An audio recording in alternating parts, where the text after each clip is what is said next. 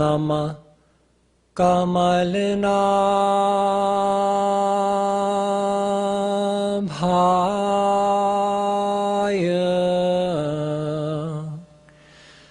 Namah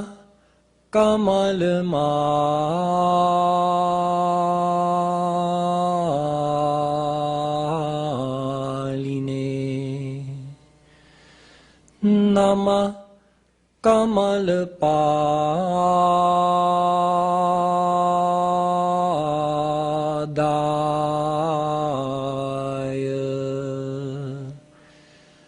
Namaste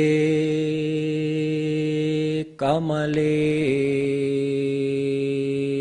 Kshana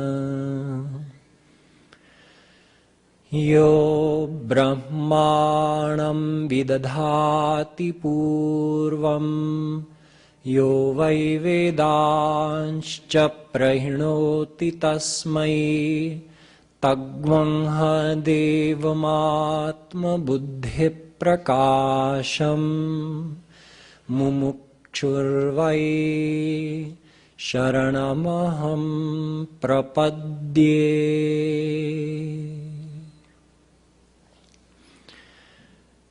Dear devotees, we'll have a few minutes of Nam Sankirtan and then we'll start with today's topic, Kripalu Trayodashi.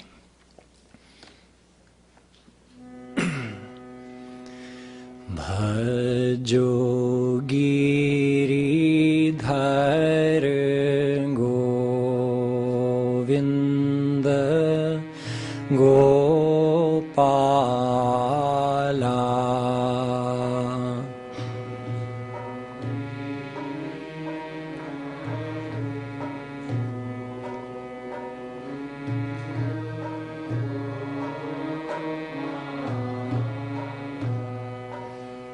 Bhajo Giridhar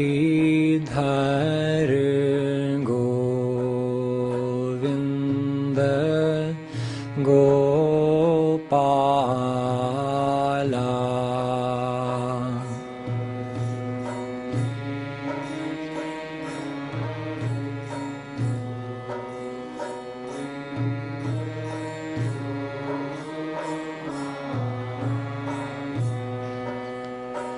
Bhajo Giridhar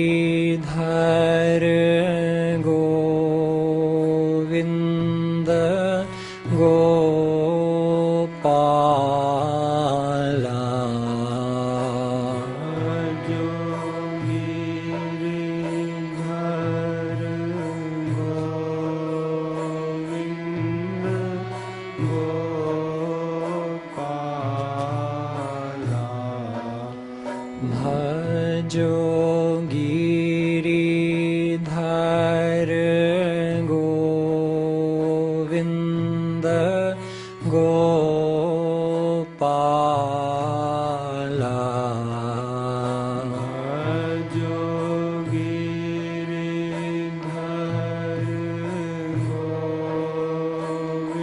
Govinda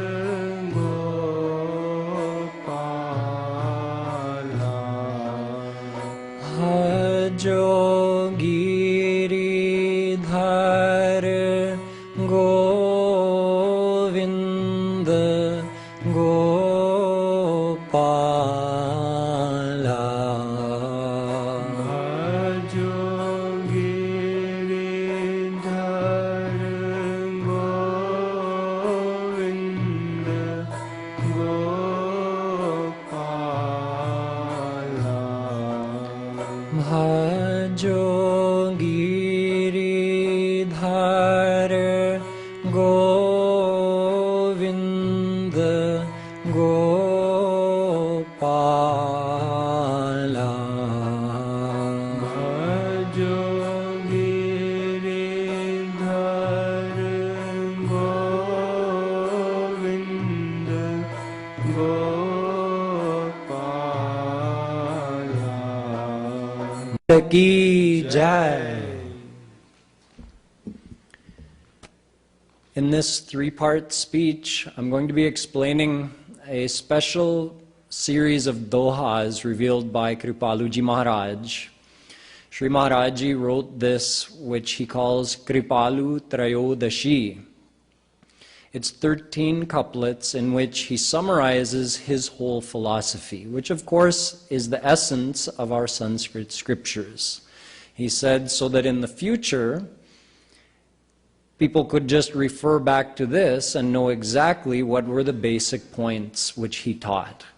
So we're going to split Kripalu Trayodashi into 3 parts, and although 13 couplets doesn't sound like very much, it's actually a lot to cover even in 3 speeches. So we'll be moving fairly quickly, and I'll just be touching on the basic points as we go. So we'll sing the couplets and I'll explain as we go. Radhe Radhe Govinda Govinda Radhe Radhe Radhe Govinda Govinda Radhe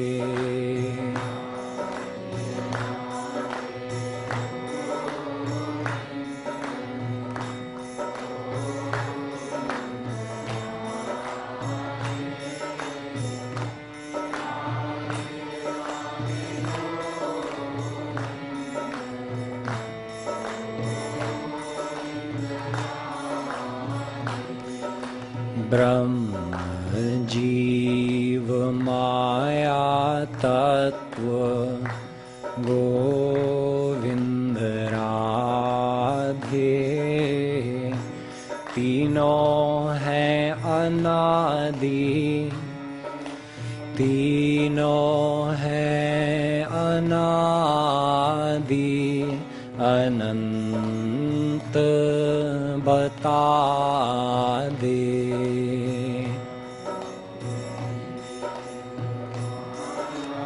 Tattva Govinda Radhe Tino hai anadi Ananta bata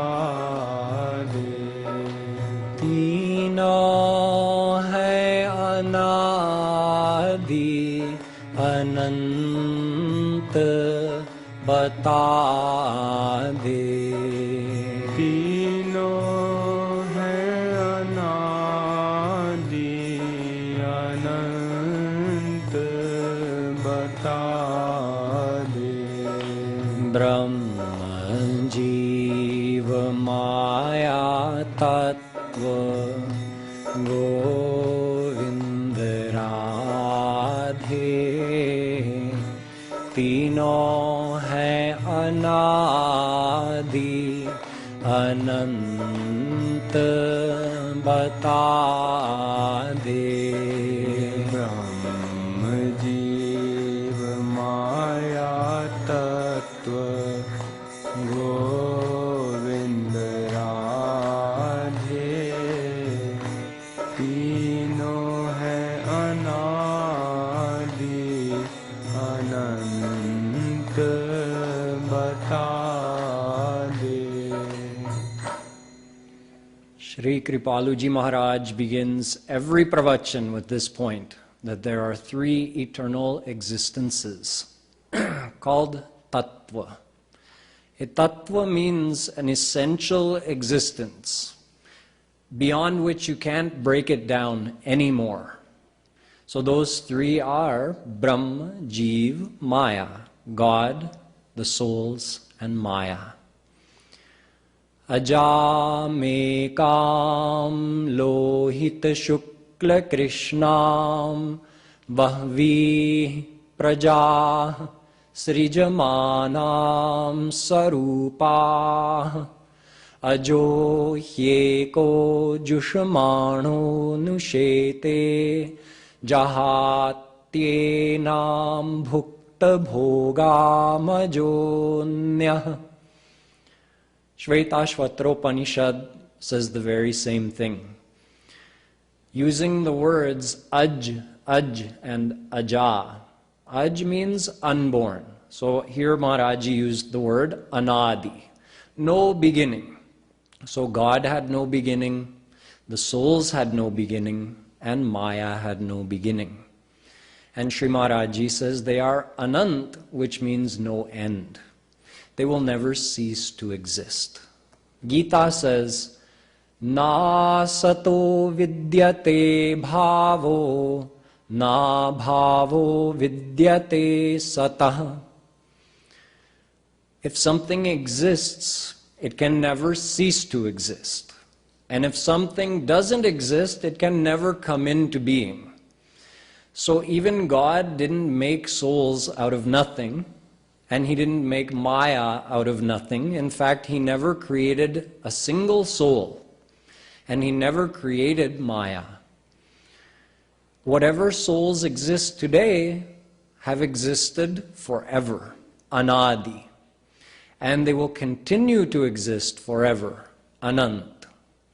God never makes new souls, and no soul can ever be destroyed. And Maya is also eternal. So God never made Maya. These three tattva, among the three, none created any of the others. So God didn't create the souls or Maya, the souls didn't create Maya or God, and Maya didn't create the souls or God, because all three have been here forever. God is supreme and one. Souls are unlimited in number and infinitesimal in size, spot existent. And Maya is God's power as well and exists since eternity. Maya is the source of this whole universe. If you break this universe down into more and more and more subtle parts, more subtle than atoms, electrons, or any subparticle which has ever been discovered, if you keep breaking it down, when you arrive to the point beyond which you can't go any further, that's Maya. So Maya is one tattva, Jeev, the souls, is a second tattva, and God, of course, is the third tattva. Now in the second verse, Sri Maharaji says, Brahma Jeev Chetan Govinda Radhe, Brahma Shakti Jiva Yate Ansha Batade. So out of these three, Brahma, Jeev, Maya, Brahm and Jeev are Chetan. Brahm meaning God and Jeev meaning the souls. They are both Chetan. That means they're alive. So if we wanted to have a competition with God, we could compete with Him, now we've seen, in two areas, and in fact only these two areas. There's no other area where we could compete with Him. One is age. Amritasya vai putraha. Although Vedas say all the souls are the children of God, yet bahut vichitra sambandh hai. It's a very interesting relationship, because in this case the children are the same age as the parent. And we're not made by the parent. As I said, God did not make us. We've existed for as long as He has. And even though He's our father, she's our mother, yet we're the same age. So in terms of age, we could compete with God. He is not older than we are. We're the same. And in terms of this fact that He is Chetan, meaning He's a live, sentient being, and so are we. We are also Chetan. The second half of this line says that Jeev is Brahma Shakti. We are a power of God. Yate Ansha Batade. Because of this, we are said to be Ansh of God. Now, if you translate this word ansh into English, it means a part of, or a piece of, or a fraction of. So, hearing this word ansh might sound confusing. Ved says, Chinmatram Shri Hare Ransham Sukshmam Aksharam Avyayam Krishnadhinamiti Prahur Jivam Jnana Gunashrayam. Souls are ansh of God. Gita says the same thing. Mamaivansho jivaloke jiva bhuta sanatana. Krishna says all the souls are eternally my ansh. Ansho nana vyapadeshat. Brahma Sutra. The Vedanta says souls are uncountable in number. And they are all ansh of God. Ishvara ansha jiva avinashi chetan amal sahaj sukharasi. Ramayana also says that souls are eternally ansh of God. So the first question comes, can God be broken into pieces? Is that all God is just a collection of all the souls in existence? Each one is ansh of God. So if you collected all the souls in one place, this soul plus this soul plus this soul, all the uncountable souls put together equals God. Ved says no. Purnasya purnamadaya purnamevavashishyate. God is always purna. He's whole and complete. He cannot be made into pieces. You can't have 1/4 Bhagwan, 1/8 Bhagwan, 1/16 Bhagwan. Bhagwan is always 100% Purna. One thing. And the second thing, if we were actually a piece of God, like sometimes we use the analogy, soul is ansh of God, just like a drop of water is ansh of the ocean. But this analogy is only partly correct, because a drop of water has the same gunas. A drop of the ocean has the same guna, all the same qualities and characteristics that the whole entire ocean has. So if we are actually a direct part of God, we should have all the same characteristics He has. In other words, we should be all-powerful, all-knowing, omnipresent. We have none of these qualities which are attributed to God. So we can't be said to be a direct part of God or a piece of God for these two reasons. Number one, God cannot be broken into pieces. Number two, we don't have the qualities that would qualify us to be called God. And number three, if every soul was a piece of God, and that meant each soul had all the qualities of God, it would mean there would be uncountable gods in existence. But actually there's only one single God. So then we come back to our question, why are we said to be ansh of Bhagwan? And here Sri Maharaj Ji gives the answer, Brahma Shakti Jiva Yate Ansha Batade. Souls are a power of God, a Shakti of God. So this word ansh actually is indicating this, that we are a power of God. So you can say Jiv Tattva or Jiv Shakti. What is Jiv Shakti? Take all the uncountable souls in existence, add them together, that is Jiv Shakti. Like every soul is a grain of rice. Make all those grains of rice into a huge pile, that is Jiv Shakti. And each one of us is one of those grains of rice. Each one of us is one soul out of uncountable souls which make up God's Jiv Shakti. That is why we are called His ansh. It's more correct or more complete to say Jiva Shakti Vishishtasyaiva Tava Jivonshah Natu Shuddhasya. Jiva Goswami says in his Shat Sandarbh that souls are an affiliated power of God. That is why they are called His ansh. But we are not a direct ansh of God, like a piece broken off of Him. We're not his direct ansh, we're ansh of his Jeev Shakti, and that is why we are called ansh. So all of this has been explained in these first two dohas.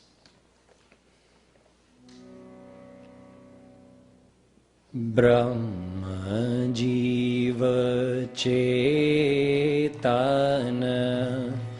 Govinda Radhe Brahma Shakti Jiva Yate Ansh Bata De Brahma Jiva Chetana Govinda Radhe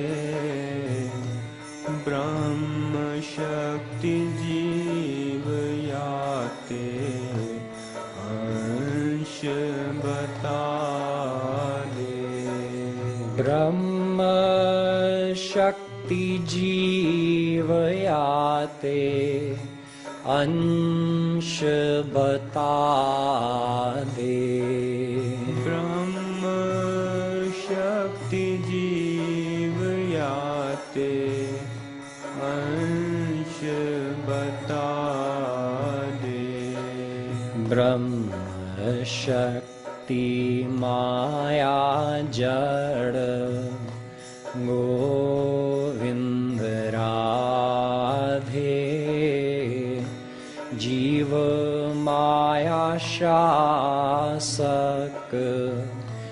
Brahma Bata De Brahma Shakti Maya Jada Govinda Radhe Jiva Maya Shasak Brahma Bata De.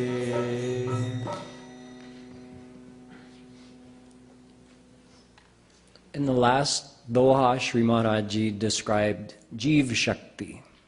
In this doha, he's describing Maya Shakti.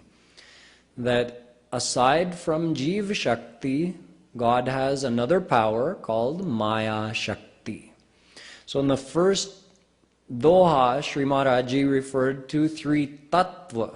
Now he's describing three Shakti, three powers. It's the same thing, just different terminology. So he started by saying Brahma, Jeev, Maya, Tattva. Then he described Jeev Shakti. Now he's going to describe Maya Shakti. And in the next doha, he describes Swarup Shakti or Para Shakti, God's personal power. So Maya Shakti is different from Jeev Shakti in this way that Maya Shakti is Jada. It is non-living. This Mayic energy we see around us does not have a mind or life. It's an inert, lifeless, mindless energy. Just a physical energy, the energy of the world. The only things that are actually alive in this world are those beings with a soul. Those organisms with a soul are alive, grow, reproduce, die, then those souls get reborn in another life form, or the same life form but with a different body. But Maya itself is just an energy. It is called Jada. This is why in the Gita, when Krishna refers to these two powers, Jeev Shakti and Maya Shakti, he says this: Bhumirapo nalo vayu kham mano buddhirevacha ahankar iti yamme bhinna prakritirashtadha jiva bhuta mahabaho apareyamitastvanyam param prakriti. Shri Krishna says, I have one para shakti and I have an apara shakti. He's not talking about his personal power here. He's being silent about that.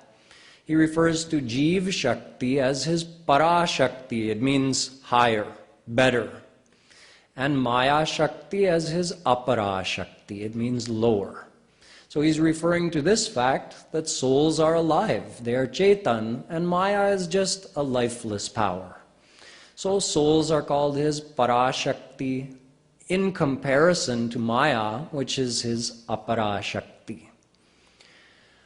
Maya, being a power of God, is a real thing.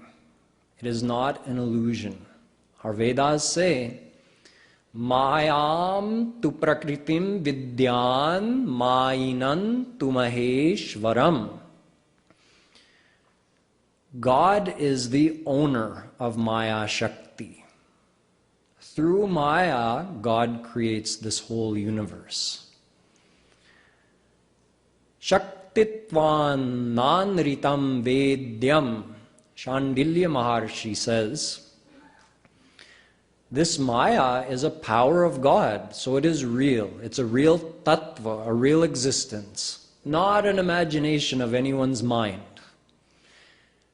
This world really exists. If it was just our imagination, we wouldn't have to eat or sleep or drink or take medicine or do any of it. We wouldn't even have to breathe. If none of these things were real, we wouldn't need them. We could just imagine them. Oh, I'm hungry. I'll just imagine eating something. I'm thirsty. I'll imagine drinking something. When the fact is, even a Jnani Paramahans, a Jivan Mukt Jnani Paramahans, as long as he's living on this earth planet and he has a physical body, he has to breathe air. The same air we breathe, not imaginary. Where is he living? In this akash, in this space. We're also in the same space, not imaginary. He eats food just like we eat. He walks on the same earth we walk on, not imaginary. So this world is real, and it is produced by Maya Shakti, which is a power of God. The second half of this Doha says, Jiva Maya Shasak Brahma Batade. Shasak means the controller, the ruler, the governor. Brahma is the Shasak of both Jiva and Maya. So souls are not some independent power existing separate from God. And Maya is not some independent power apart from God. Both these powers exist dependent on God. This is why God is supreme. Charam pradhanam amritaksharam hara charatmana vishate deva ekah. Shvetashvataropanishad says, Ishate deva ekah.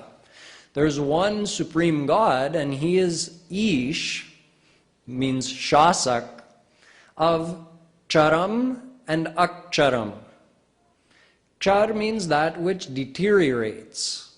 This is the Mayic world. Everything in this world has a lifespan. It deteriorates and finishes. So Maya is referred to by this term Char.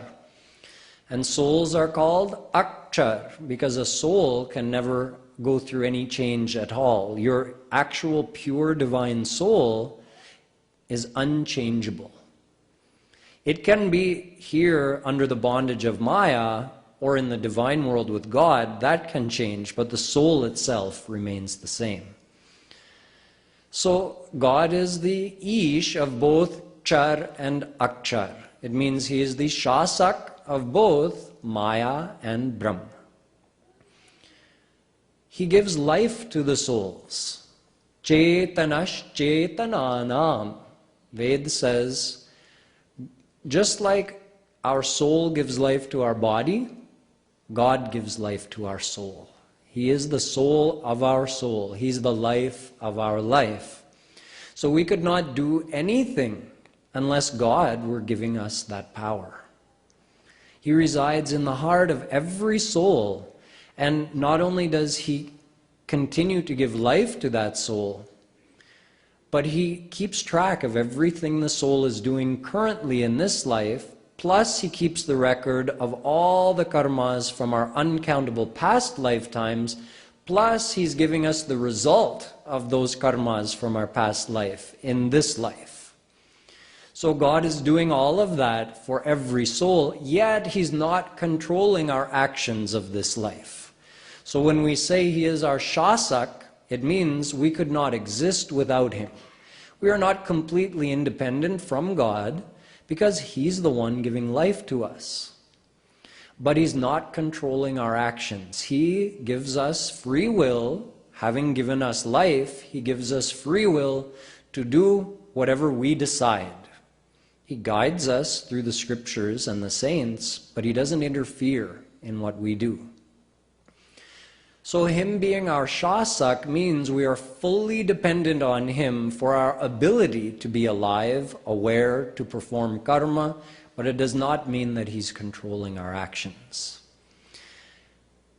We exist inside of him, and he exists inside of us. Ya atmani tishtati.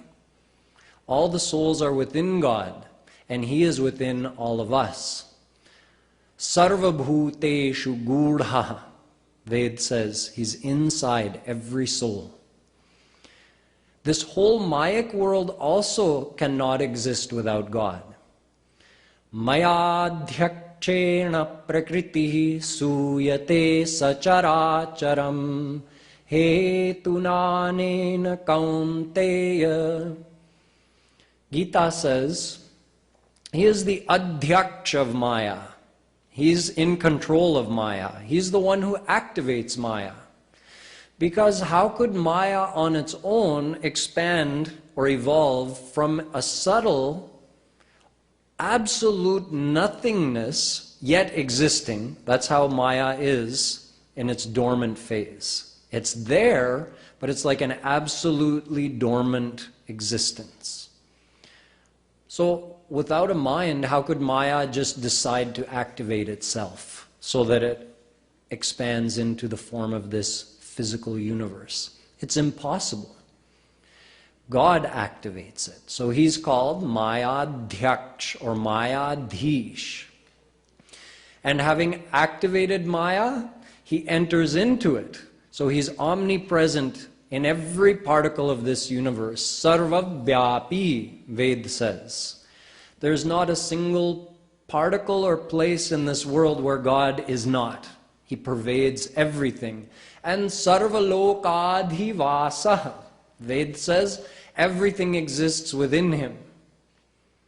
So he is upholding the existence of this universe. It could not exist without him.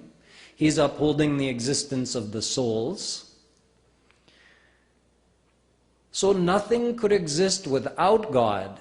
And this is why at places in our scriptures it is said, Sarvam khalvidam brahma, Ved. There is nothing that exists except God. Because you can't find even a part in your own soul where God is not there. You can't find anywhere in this world where God is not there. So you can't find anywhere which is not God. Ekameva dvitiyam brahma neha nasti kinchana. There's only one single supreme God and nothing else which exists, Ved says. Vasudeva sarvamiti, Gita. There is nothing which exists except for Vasudev Krishna. That's from this point of view that nothing could exist without him and nothing exists apart from him. Yet, we do have our independent existence as well. Not apart from God, we're dependent on God, yet we have our free will, and we are individual beings. So we are not God, God is not us from that point of view. So that's why sometimes Ved says there's only one existence, God. Sometimes Ved says there's three existences, God, the souls, and Maya. And sometimes because Maya is lifeless, Ved says, Dva suparna sayuja sakhaya. There's two existences, God and the souls, because Maya is just jad, so it's quiet about Maya.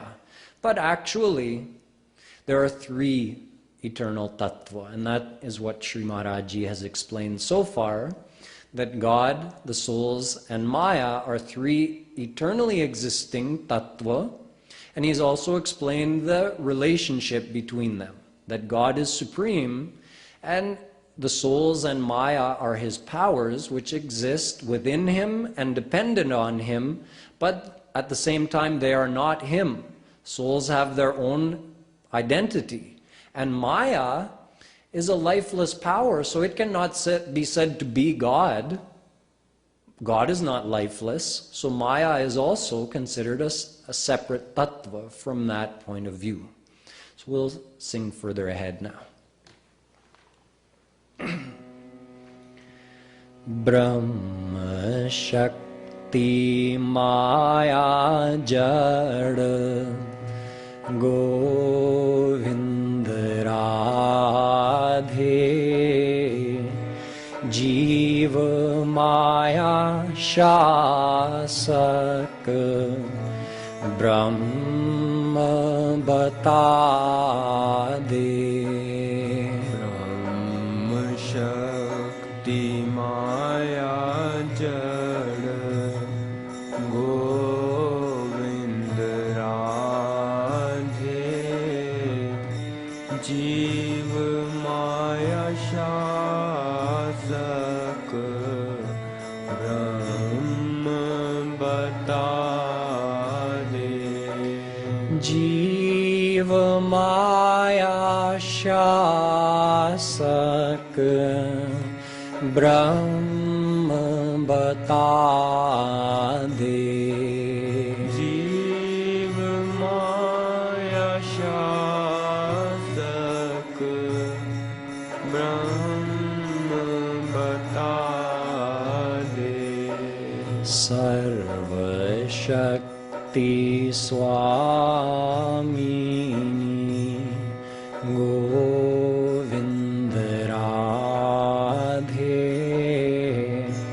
Ek Shakti Para Antaranga Bata De Sarva Shakti Swamini Govinda Radhe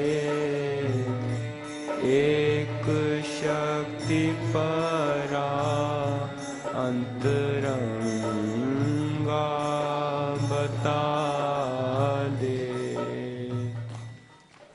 Now we come to his third power. Ved says God has uncountable powers. Satyam Jnanam Anantam Brahma. Everything about God is unlimited. Tasya Shaktayastvanekadha. He has unlimited divine powers. But out of all of those, three are main. Vishnu Shakti Paraprokta Kshetragyakya Tatha Para Avidya Karma Sangyanya Tritiya Shakti Rishyate. Vishnu Puran says that Supreme God has three main powers, here referred to with the words para, apara, and avidya. Here, Parashakti is not referring to souls. See, the terminology of our scriptures has to be taken in the context. In the previous verse from the Gita, Parashakti was referring to the souls and Apara was referring to Maya. Here in this verse, Para is referring to God's personal power, Swarup Shakti.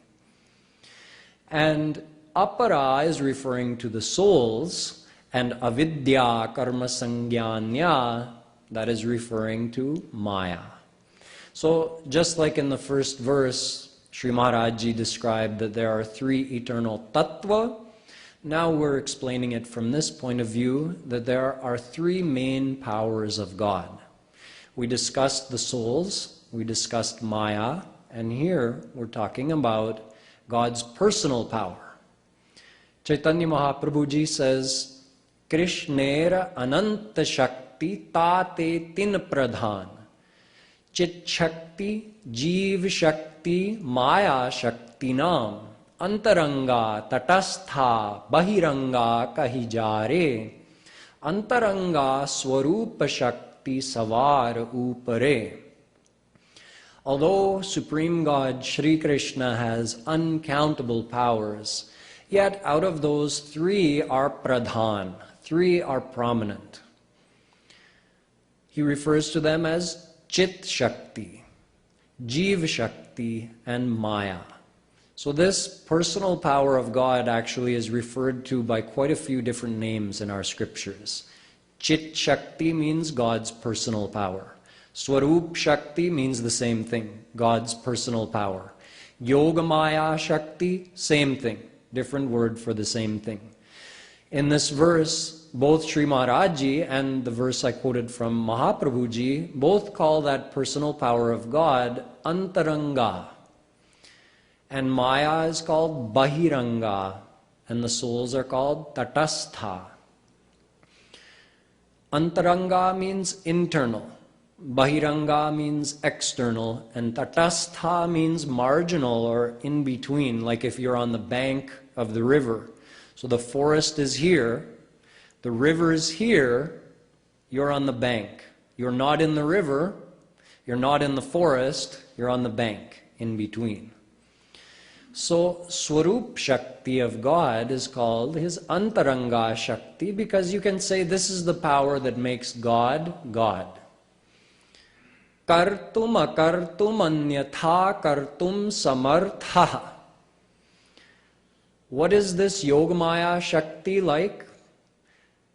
With this power, God can do anything. Aghatita ghatana patiyasi. This power makes all the impossibles possible. Whatever you can imagine, God can do it. Whatever you can't imagine, God can do that. Whatever you believe to be impossible, God can do that. God does all of his work through this Antaranga Shakti. How is God omnipresent in the universe? Through his personal power, Antaranga Shakti. How is he simultaneously omnipresent in all of his forms as Krishna, Radha, Ram, Sita, Vishnu, Lakshmi, Shiva, Durga, formless? In all of his forms, he's simultaneously omnipresent through his Yogamaya Shakti, also called the Swarup Shakti, also called Para Shakti, also called Chit Shakti. These all refer to his personal power.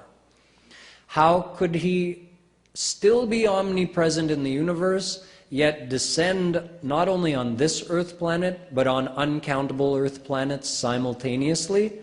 Through his personal power. How can he be doing all of that and still keep track of every thought, every moment of every single soul existing in the whole universe? Through his personal power. How can he do all of that and still remain perfectly blissful all the time? Through his personal power. This is his Swarup Shakti. Through this power, God is all-powerful, all-knowing, and all-blissful all the time. So this is his personal power. Maya is his external power because Maya is lifeless. Very simple. And because Maya cannot stand in front of God. Vilajyamanaya tasya. Vedavyasji says, Maya cannot come in front of God. If God is there, Maya is gone. Like if the sun is shining, where's the darkness? It's gone. Only if the sun is gone, darkness can be there. So for that reason as well, Maya is called his Bahiranga Shakti, his external power. And souls, well, they're not Jada, so they don't belong to Maya. You can't say they're Bahiranga Shakti. But we're not all-powerful, all-knowing, all-blissful, omnipresent like God, so we can't be part of his Antaranga Shakti. So we're neither there nor here. We're not in the water, we're not in the forest, we're on the bank. We're his tatastha Shakti. This is the very definition of who we are. This is our identity. We are ansh of God's Jiva Shakti, which is his marginal power, his tatastha Shakti. And he also has an external potency, Maya, and his internal potency, Swarup Shakti. So this Swarup Shakti, Sri Maharaj Ji says, Sarva Shakti Swamini. This is the supreme power that lords over all the other powers. Swarup Shakti is the main, most important power of God. Sarva Shakti Swamini Govinda Radhe Ek Shakti Para Antaranga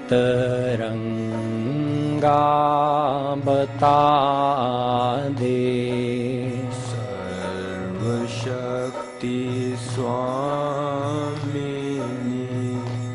Govinda Radhe Ek Shakti Para Antaranga Bata Ek Shakti Para Antaranga Bata De Ek Shakti Para Antaranga Bata De Brahma Vigya Sukha Kanda Govinda Radhe Jiva Agya Maya Dhina Sadate Bata De Brahma Vigya Sukha Kanda Govinda Radhe Jiva Agya Maya Dhina Sadate Bata De.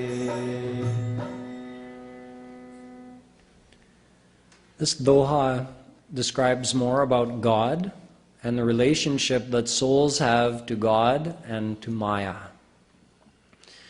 Brahma is Vigya and Sukha Kanda.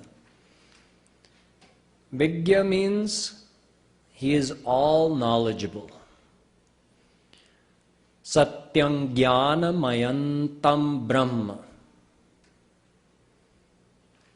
He is Jnanamaya. He is Sarvagya. Sarvagya. Sarvavidyasya Jnanamayantapah. Ved says, he is all-knowing. There is nothing God doesn't know. If a speck of dust moves in this universe, God knows. If anyone anywhere thinks anything, God knows. He is Sarvagya and he is Jnanamaya. He is the form of divine knowledge. And he is Sukha Kanda. Sukh, happiness, divine happiness, also referred to as Anand. Anando Brahmeti Vyajanat. Ved says, what is God? He is Anand. So in some places Ved says he is knowledge. In another place he is happiness. This is a definition of God from our scriptures. He is Sat Chit Anand. Sat, eternally existing. Anadi Anant. Chit, he is perfect knowledge, all-knowing. He has divine mind. And Anand, he is Sukha Kand.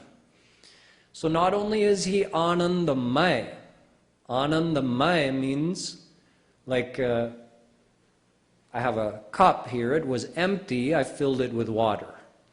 So Anandamay would mean we filled God with bliss. We filled God with Anand. He's a container, and we put some Anand in him. So he became Anandamay. Ved says no. Raso vai saha. He is ras. He is Anand. Just like you can say, or we do say, there's water in the ocean. So does that mean the ocean is just a dry, empty container that you put water in? So the ocean is one thing, and now there's water in the ocean. No, it doesn't make sense. The very definition of the ocean means a huge reservoir of water. We call that the ocean. So you can't say there's water in the ocean. The ocean itself is water. For the same reason, you can't say there's happiness in God, although we say that for explanation's sake, for communicating something. But there's not Anand in God. He himself is Anand. Kripaluji Maharaj gives an example just like a rasgulla. First you have a gulla, you have a dry ball of milk solids, and you soak it in the ras, then it becomes a rasgulla. So God is not like that you have to add the ras to him. He himself is the ras. So he is Sukha Kand. He is the absolute origin of divine happiness. And that happiness is Sat and Chit. It means God's divine happiness is everlasting, perfect, ever increasing, and unlimited in every way, unlimited in amount and in its existence, meaning it never ends. It never stops. So God is perfect in every way. He is unlimited divine knowledge and unlimited divine happiness. And we, the souls who are Chetan, just like him, and we are belonging to, we are ansh of his Jiva Shakti, yet since eternity, sadate, we are Mayadheen. So in the last verse we saw, God is Mayadhish. He's the controller of Maya. We are Mayadheen. In this verse, Sri Maharaji says, souls are Agya and Mayadheen. Since when? Sadate, since forever. Agya means the opposite of Vigya. Ved says, Gya gyau dvavaja vishanisha vaja hyeka bhoktri bhogyartha yukta anantaschatma vishvarupo hyakarta trayam yada vindate brahma me tat. Again from Shvetashvatropanishad, referring to the three eternal tattva. One, Ved says, is Gya, meaning all-knowing God. And another is Agya, the souls. Agya means ignorant or very little knowing, Alpagya. And the other is the Jada Shakti, Maya. So God is Gya and we're Agya. God is Ish, this verse says, and we are Anish. We're practically powerless, whereas God is all-powerful. He is omnipresent, and we're spot-existent. He is Vibhu, we are Anu. Anu Pramanat, Brahma Sutra. Anu means infinitesimally small, infinitely small, and spot-existent, whereas God is infinitely big and pervades everything. He's omnipresent. But both are Chit. Chit meaning alive. He's Vibhu Chit, we're Anu Chit. So someone might wonder, if we are Chetan Shakti, and compared to Maya, in Gita, we're Parashakti, and Maya is Aparashakti. Then why are we Mayadheen? Why are we under the bondage of Maya? If we're Chetan, we're alive, conscious beings, and Maya is just a lifeless energy, why are we under the bondage of Maya? It doesn't seem to make sense. So Sri Maharaj Ji has given us the answer here, and also in much more detail in his writings and other speeches. He says that God is like the sun, and Maya is like darkness. So of course, where the sun is, there can't be darkness. Where God is, where Vibhuchit is, there can be no Maya. But where Anuchit is, Maya can have Havi. Maya can have influence over the soul, because the soul is like a candle compared to God, who's like the sun. So light a candle in the night, it's still night. The darkness didn't go away. Light 1,000,000 candles, light 1,000,000,000 candles, set the hill on fire. The night will still remain. So we are just individual candles, individual souls. So as long as we are turned away from God, Maya will have control over us. We will remain Maya-dheen.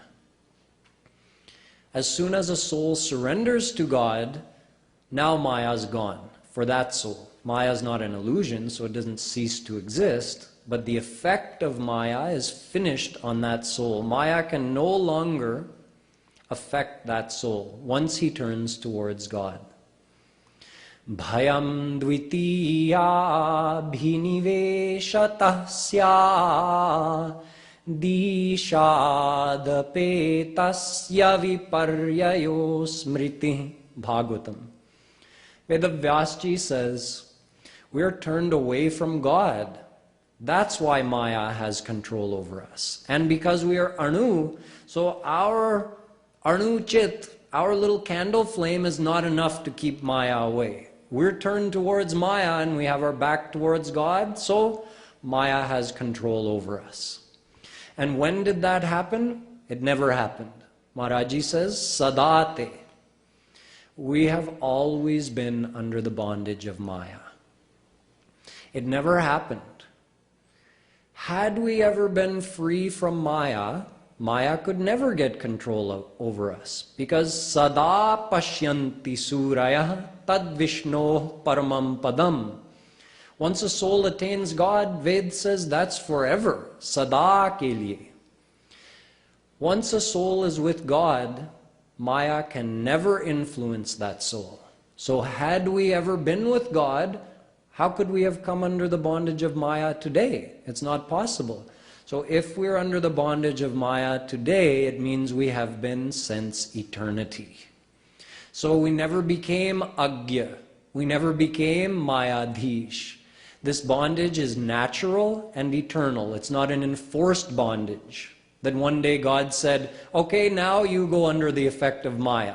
No, it never happened. We've always been turned away from God and thus under the control of Maya.